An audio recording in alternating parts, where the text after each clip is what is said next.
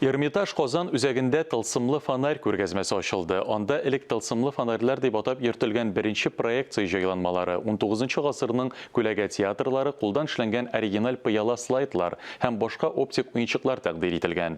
Ядкәрләрне беренче булып безнең иҗат төркеме дә карап кайтты.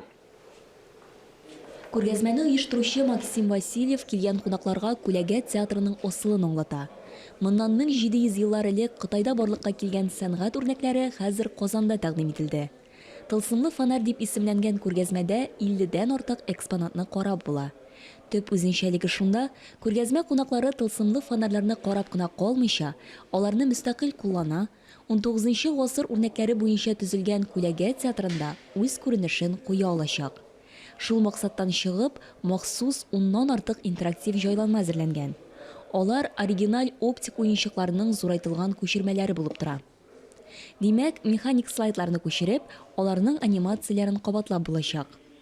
Тылсымлы фонарьларның кинематография үсеше тарихында әһәмияте әйтеп бетергесез зур.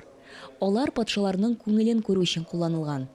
Соңрак исә тылсымлы фонарьларга кот очкыч фонарьлар дип тә исем бирәләр.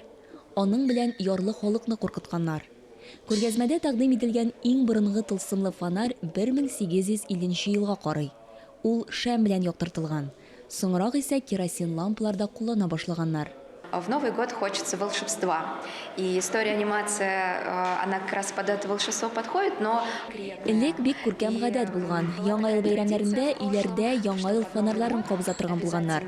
Бу үзенә күрә бер тылсым тудырган. Шуңа күрә дә нәкъ менә яңа ел бәйрәмнәрендә без әлеге күргәзмәне оештырырга булдык. Коллекция тулыланды, интерактив җайланмалар әзерләнде. Без горурланып әйтә алабыз, бөтен Россиядә мондый күргәзмә беренче тапкыр тәкъдим ителә.